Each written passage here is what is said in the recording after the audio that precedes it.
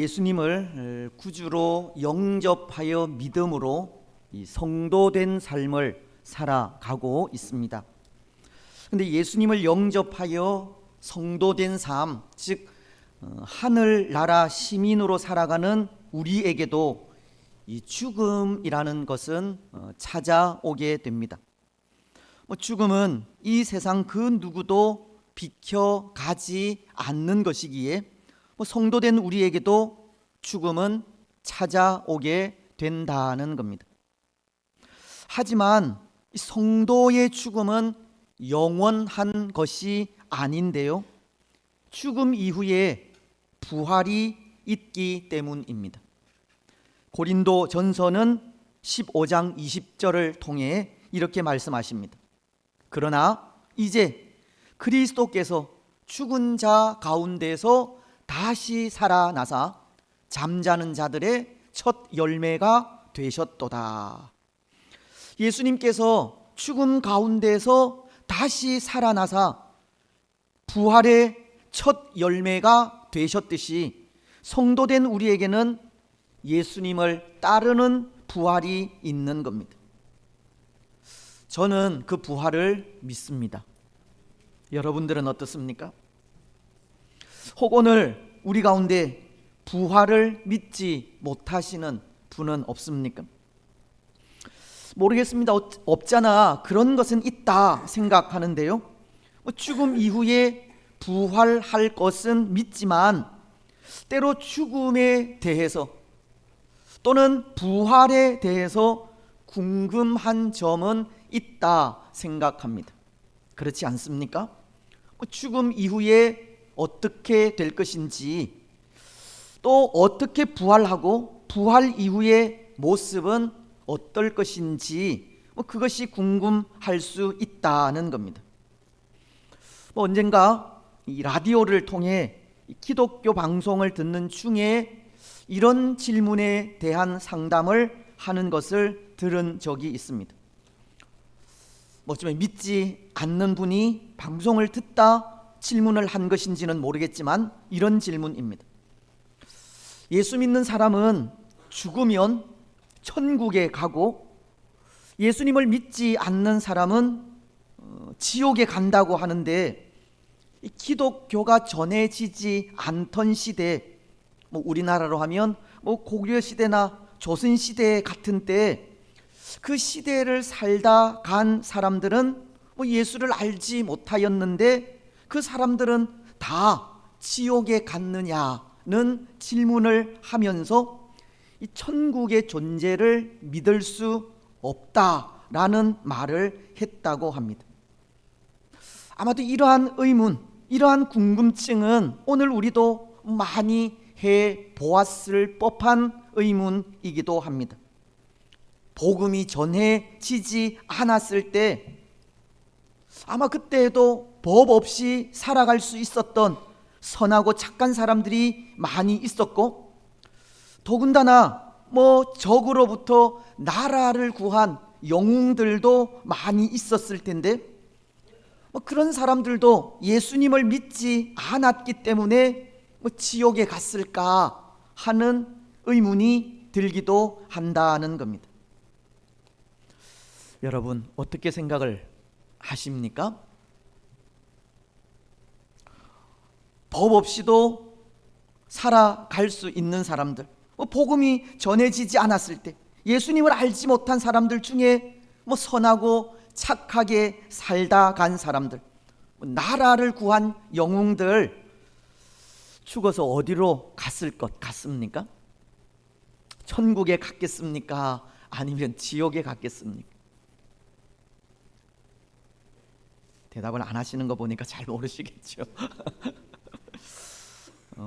물론 천국은 선한 행위로 가는 곳이 아니기 때문에 지옥으로 간 것이라 생각은 하지만, 로마서 2장 14절로 15절 말씀을 생각하면 또 달리 생각을 할 수도 있을 것 같기도 합니다. 말씀은 이렇게 기록하고 있기 때문입니다.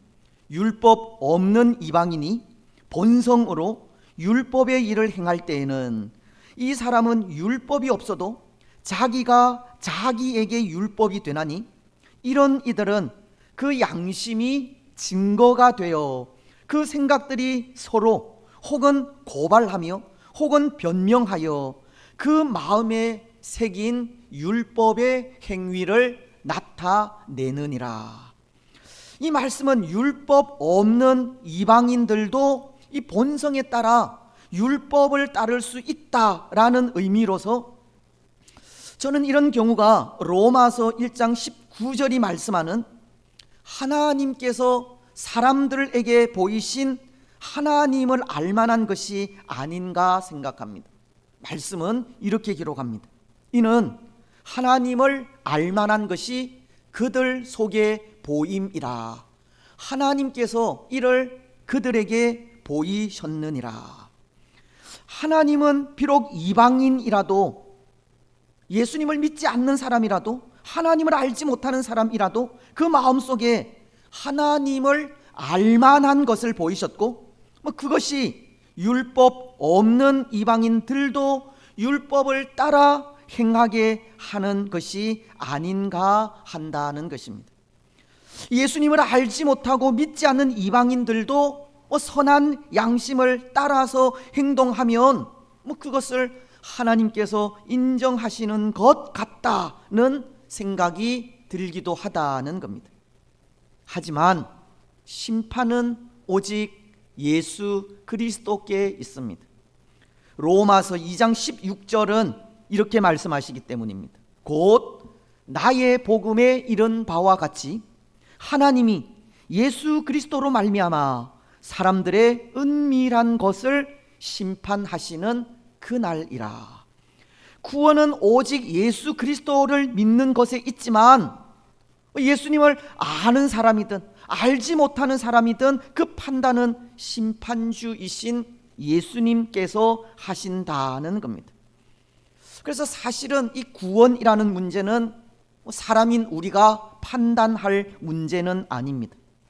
때로 과거에 살던 사람들, 법 없이도 선하게 살아가는 사람들, 나라를 구한 영웅들, 그 사람들은 어떻게 될까 의문이 들기는 하지만 구원은 오직 심판주이신 예수님께 있기에 우리가 생각할 문제는 아니라는 것입니다. 그래서 사도 바울이 우리에게 요구하는 것이 있습니다. 어리석은 논쟁은 삼가라고 하는 겁니다. 디도서는 3장 9절을 통해 이렇게 말씀하십니다.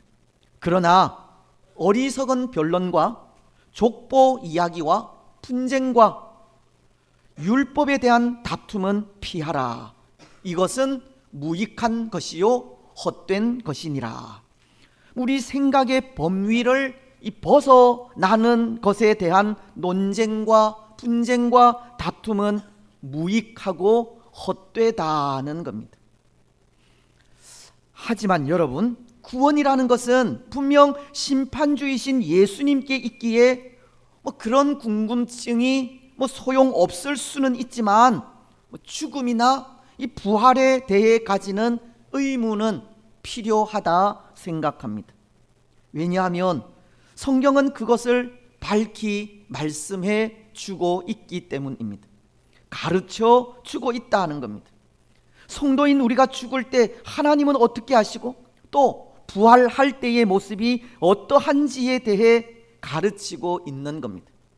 그래서 성경을 기초로 연구한 소교리 문답이 그것을 이렇게 가르치고 있습니다. 먼저 소교리 문답 제37문은 이런 질문을 합니다.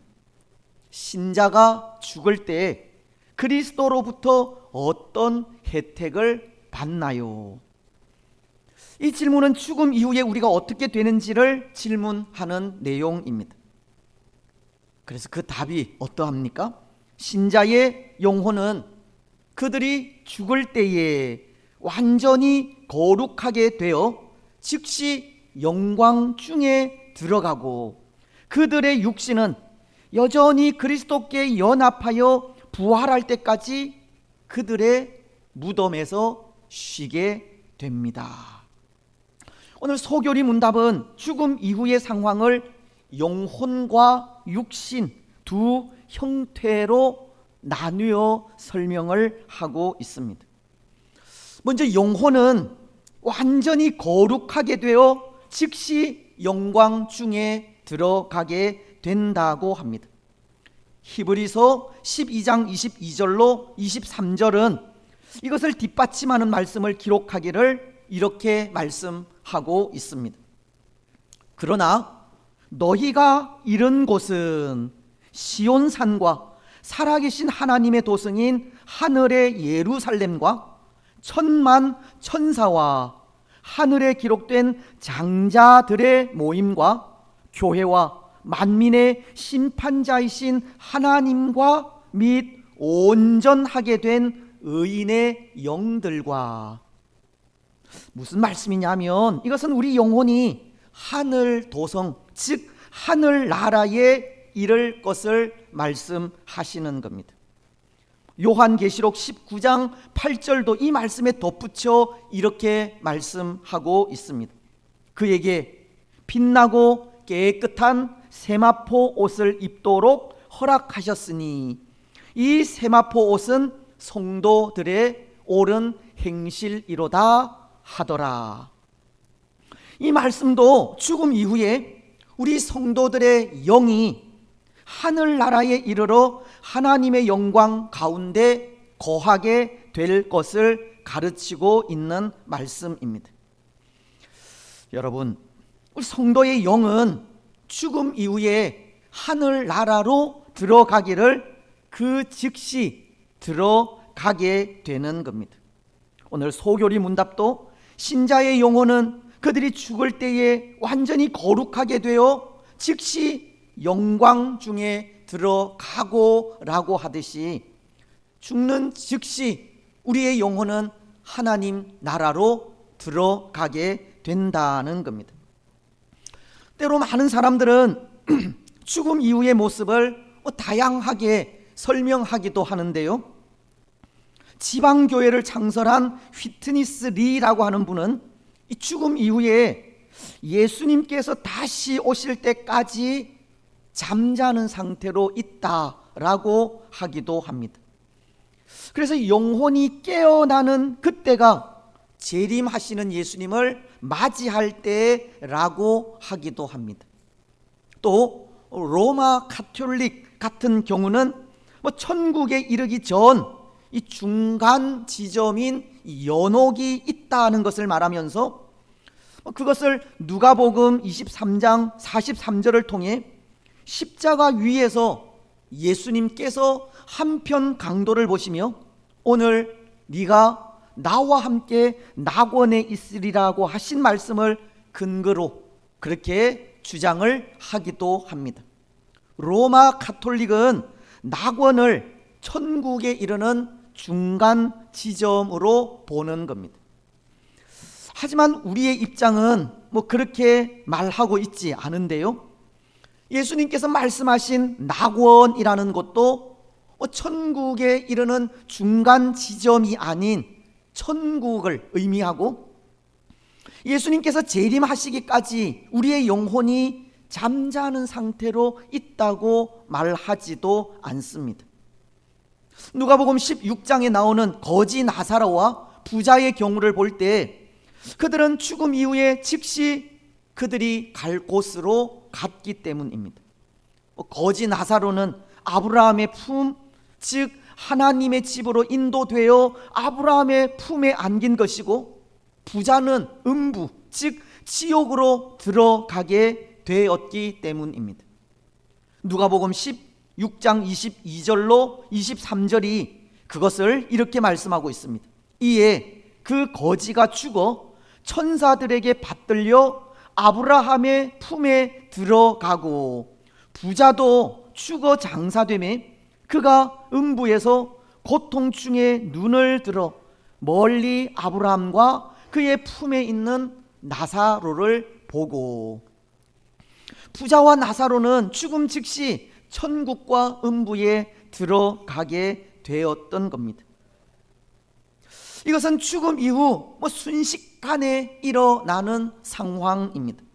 죽음 이후에 어떤 사람의 말대로 영원히 잠을 자는 기간이 따로 있지 않고, 또 천국에 들어가기 전 잠시 머무르는 곳도 없는 겁니다. 무덤 속에서 무의식의 기간이나 천국까지 그 어떤 간격도 없는 겁니다. 죽음 이후 지상 세계에서 다른 영역의 세계로 이전하는 것은 순간적이고, 영은 신령한 몸을 입게 되는 것입니다. 그래서 오늘 고린도후서 5장을 통해서 바울이 소망하고 있는 것이 있었습니다. 1절은 그것을 이렇게 말씀하고 있지 않습니까? 만일 땅에 있는 우리의 장막집이 무너지면 하나님께서 지으신 집 곧 손으로 지은 것이 아니요 하늘에 있는 영원한 집이 우리에게 있는 줄 아느니라. 바울은 우리의 장막집이 무너지면, 우리가 죽음을 죽게 되면 우리의 영혼은 하나님의 나라, 하나님께서 지으신 그 영원한 나라로 가게 된다는 것을 가르치고 있는 겁니다. 죽음 이후 그 즉시 가게 될 그 천국을 바울은 소망하고 있었다는 겁니다. 뿐만 아니라 바울은 하나님의 그 집을 얼마나 사모하였는지, 우리가 읽지 않은 오늘 8절 말씀은 이렇게 말씀하고도 있습니다. 우리가 담대하여 원하는 바는 차라리 몸을 떠나 주와 함께 있는 그것이라. 사도 바울은 하나님의 집에 대한 열망이 얼마나 컸든지 이 땅에서 살아가는 삶보다 천국에 대한 열망, 그곳에서 살아가는 그 삶을 더 원하고 있었던 겁니다. 그것은 천국의 영광이 실제적으로 죽음 이후에 이루어지는 일임을 알았기 때문입니다. 그래서 바울은 고린도후서 12장 1절로 4절을 통해 이런 고백을 하게 된 것입니다. 무익하나마 내가 부득불 자랑하노니 주의 환상과 계시를 말하리라. 내가 그리스도 안에 있는 한 사람을 아노니 그는 14년 전에 그가 셋째 하늘에 이끌려 간 자라. 그가 몸 안에 있었는지 몸 밖에 있었는지 나는 모르거니와 하나님은 아시느니라. 그가 낙원으로 이끌려 가서 말로 표현할 수 없는 말을 들었으니 사람이 가히 이르지 못할 말이로다. 바울은 그가 그토록 사모한 하늘나라 곧 천국을 직접 보고 온 것을 말씀하시는 겁니다.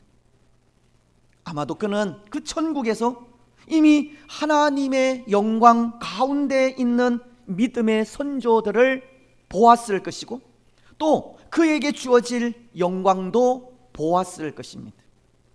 그래서 그는 그가 보고 온 천국에 분명 자기 자신도 들어가게 될 것을 알았던 것이고, 그리고는 고백한 것이 차라리 몸을 떠나 주와 함께 거하는 그것이 나의 소망이라고 천국에 대한 소망을 가지게 된 것입니다. 바울은 천국에 대한 소망을 가지기까지 죽음 이후에 성도된 우리의 영이 하나님의 집에서 하나님의 영광 가운데 거하게 된다는 사실을 분명히 알고 있었던 것입니다. 사랑하는 여러분, 오늘 우리의 영혼도 죽음 이후에 그렇게 즉시 천국으로 가게 됩니다. 바울이 경험한 하늘나라의 그 영광이 오늘 믿음을 가진 우리에게도 준비되어져 있는 겁니다. 오늘 우리는 그 나라에 대한 소망을 가지고 신실하게 우리에게 주어진 믿음의 삶을 살아가기만 하면 됩니다. 여러분, 오늘 우리는 천국에 대한 소망을 가지고 신실하게 우리 믿음의 삶을 살아가시기 바랍니다. 그렇다면 오늘 우리 육체는, 이 육신은 어떻게 되겠습니까?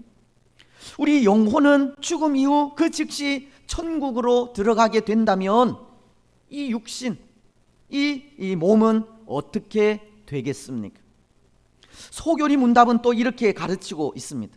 그들의 육신은 여전히 그리스도께 연합하여 부활할 때까지 그들의 무덤에서 쉬게 됩니다. 육신은 예수님과 연합하여 다시 부활할 그때까지 무덤에서 쉬게 된다는 겁니다. 그런데 여기 예수님과 연합한다는 뜻은 그런 의미인데요, 데살로니가 전서 4장 14절을 보면 이런 말씀을 하십니다. 우리가 예수께서 죽으셨다가 다시 살아나심을 믿을진대 이와 같이 예수 안에서 자는 자들도 하나님이 그와 함께 데리고 오시리라. 여기 예수님과 연합한다고 하는 의미는 말씀도 기록을 하고 있듯이 하나님이 그와 함께 데리고 오시리라고, 하나님께서 예수 안에서 자는 자들을 예수님이 재림하실 그때까지 보존하고 계시다라고 하는 의미입니다. 예수님이 재림하시는 그때까지 우리의 육신은 하나님께서 보존하셨다가 예수님께서 재림하실 때 그때 데리고 오신다는 겁니다. 그런데 여러분, 여기 육신은 마지막 날까지 보존이 된다고 하는데요, 그래서 보존된 육신이 부활을 하게 된다는 것인데, 여기 이 마지막 날까지 보존된 육신이 부활한다는 것은 이 육체가 썩지도 않고 그대로 보존되어 있다가 부활한다고 하는 그런 의미는 아닙니다. 전도서 12장 7절 말씀이 흙은 여전히 땅으로 돌아가고 영은 그것을 주신 하나님께로 돌아가기 전에 기억하라고 말씀을 하시듯 육체는 흙으로 돌아가게 되는 겁니다. 그것이 보존입니다. 지음받은 흙으로 돌아가는 것이 보존이라는 것입니다. 그리고 그 육체는 예수님이 재림하실 때 이 썩지 아니하는 신령한 육체를 입게 되는 것입니다. 고린도 전서 15장 51절로 52절이 이렇게 말씀하기 때문입니다. 보라, 내가 너희에게 비밀을 말하노니 우리가 다 잠잘 것이 아니요 마지막 나팔에 순식간에 호련히 다 변화되리니, 나팔 소리가 나매 죽은 자들이 썩지 아니할 것으로 다시 살고 우리도 변화되리라. 마지막 날 예수님이 재림하시는 그때 이 육신은, 흙이었던 육신은 신령한 몸으로 변화가 되는 겁니다. 그리고 그 신령한 육체가 이미 하나님의 영광 중에 있는 그 영혼과 결합하게 되는 겁니다. 그것을 오늘 소교리 문답은 무덤에서 쉰다라고 하고 있는 겁니다. 비록 육신은 흙으로 지음을 받았기에 흙으로 돌아가지만, 흙으로 돌아간 육신이 예수님의 재림 때 썩지 아니할 신령한 육신을 입게 되고 그때까지 무덤에서 쉬게 된다는 것입니다. 여러분, 죽음 이후 우리 영혼은 즉시 천국으로 들어가게 됩니다. 하지만 육신은 썩어 흙으로 보존이 되고 예수님께서 다시 오시는 재림의 날 신령한 몸으로 변화된 이후 이미 하나님의 영광 중에 들어가 있는 영혼과 만나서 하나님과 함께 영원토록 살아가게 되는 것입니다. 천국에서 하나님과 함께 영원히 살아가게 됩니다. 그것이 죽음 이후의 모습입니다. 이제 또 하나 소교리 문답은 제38문을 통해 부활 때의 모습을 가르쳐 주고 있는데요, 부활할 때의 모습에 대해 소교리 문답은 이렇게 질문하고 있습니다.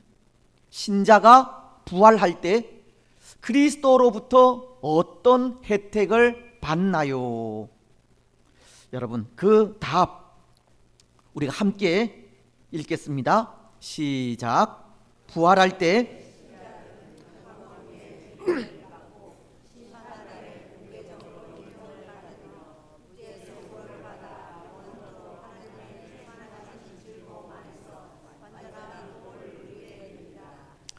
아멘. 어떻게 된다고 합니까? 신자들은 영광 중에 들림을 받게 된다고 하시고, 또 심판날에 공개적으로 하나님의 인정을 받게 되고 무죄 선언을 받게 됩니다. 그리고는 영원토록 하나님의 충만하신 즐거움 안에서 완전한 복을 누리게 된다고 하십니다. 부활한 그 몸이 영혼과 만나서 하나님의 나라에 들어갈 때 이런 은혜를 누리게 되는 겁니다. 그래서 먼저 부활할 때 성도들은 영광 중에 들림을 받게 됩니다. 이것은 성도들에게 영광이 임하게 된다는 겁니다. 고린도전서는 15장 42절로 43절을 통해 이렇게 말씀하십니다. 죽은 자의 부활도 그와 같으니 썩을 것으로 심고 썩지 아니할 것으로 다시 살아나며 욕된 것으로 심고 영광스러운 것으로 다시 살아나며 약한 것으로 심고 강한 것으로 다시 살아나며. 말씀은 썩지 아니할 것으로 다시 살아나고 영광스러운 것으로 다시 살아나며 강한 것으로 다시 살아난다고 하듯 부활은 성도들을 영화롭게 하고 영광스럽게 하는 겁니다. 또 부활의 때 성도들은 하나님께 인정을 받게 됩니다. 마태복음은 25장 33절로 34절을 통해 그것을 이렇게 말씀하십니다. 양은 그 오른편에 염소는 왼편에 두리라. 그때에 임금이 그 오른편에 있는 자들에게 이르되 내 아버지께 복받을 자들이여 나와 창세로부터 너희를 위하여 예비된 나라를 상속받으라. 부활의 때 심판주이신 예수님이 판결하시는 일이 우리의 믿음을 인정하여 칭찬하시는 일이고 창세로부터 예비된 그 복을 주시는 일입니다. 뿐만 아니라 부활의 때 성도들은 영원토록 하나님의 충만하심 속에 완전한 복을 누리게 됩니다. 데살로니가 전서 4장 17절은 이렇게 말씀하십니다. 그 후에 우리 살아남은 자들도 그들과 함께 구름 속으로 끌어올려 공중에서 주를 영접하게 하시리니 우리가 항상 주와 함께 있으리라. 또 시편 16편 11절 말씀은 이렇게 말씀하십니다. 주께서 생명의 길을 내게 보이시리니 주의 앞에는 충만한 기쁨이 있고 주의 오른편에는 영원한 즐거움이 있나이다. 영원토록 하나님과 함께 기쁨과 즐거움을 누리는 복을 하나님의 나라에서 부활 이후에 받게 된다는 것을 말씀하고 있는 겁니다. 그렇습니다. 사랑하는 여러분, 부활 이후의 모습은 이렇습니다. 영광 중에 다시 살아나서 썩지 아니할 신령한 육체를 입으며 하나님께 인정을 받고 영원한 복 가운데 영원토록 하나님과 함께 살아가는 즐거운 삶을 살아가게 되는 겁니다. 때로 오늘 부활이 없다고 하는 사람들도 있지만 부활 이후 성도인 우리에게는 바로 이런 영광이 주어지게 되는 겁니다. 그것을 위해 예수님께서 십자가에 달리셨고 죽음 이후에 3일 만에 살아나셔서 잠자는 자들의 첫 열매가 되신 겁니다. 사랑하는 여러분, 성경은 분명히 가르치고 있습니다. 한 번 죽는 것이 사람에게 정해진 이치이듯 죽음 이후 반드시 부활이 있다 하는 것도 가르치고 있습니다. 그리고 부활하게 될 때 하늘의 영광이 주어지고 하나님 나라를 유업으로 받게 하셔서 그곳에서 영원토록 하나님과 함께 살게 될 것을 가르치고 있습니다. 그래서 오늘 우리에게 그렇게 주어질 하늘의 영광을 기억하면서 믿음의 삶을 인내하며 살아가기를 원하고 있는 겁니다. 여러분, 오늘 우리는 부활 이후 우리에게 주어질 그 영광을 분명히 확신하시기 바랍니다. 부활 이후 우리에게 주어질 그 영광을 기억하면서 비록 지금 우리의 삶은 힘들다 할지라도 인내하며 믿음의 삶을 살아가시기 바랍니다. 그래서 부활의 영광을 누리시기 바랍니다. 이제 말씀을 맺겠습니다. 사랑하는 여러분, 오늘 지구상의 모든 사람들은 누구나 예외 없이 죽음을 맞이하게 됩니다. 그러나 죽음 이후 모든 사람들이 다 똑같아지는 것은 아닙니다. 예수님을 믿지 않는 사람들은 인정하지 못할 수 있지만 분명 천국과 지옥으로 나뉘어지기 때문입니다. 그래서 믿음으로 끝까지 인내한 사람들은 천국에서 하나님과 함께 영원히 살아가게 되고, 반대로 예수님을 믿지 않는 사람들은 부활 이후 영원한 죽음을 당하게 되는 겁니다. 예수님을 믿는 성도들에게는 부활과 함께 영원한 영광이 기다리고 있다는 겁니다. 이것이 오늘 말씀이 우리에게 가르치는 내용입니다. 오늘 우리는 성도된 우리에게 죽음 이후 영원한 삶이 기다리고 있음을 기억하고 또 기대하면서 인내함으로 믿음의 삶을 살아가시기 바랍니다. 다시 오실 예수님을 대망하면서 신실하게 믿음의 삶을 살아가십시오. 그래서 그 삶을 통해 영원한 하나님의 나라에서 하나님과 함께 영원토록 살아가는 복된 성도들이 되시기를 주님의 이름으로 축복합니다. 아멘.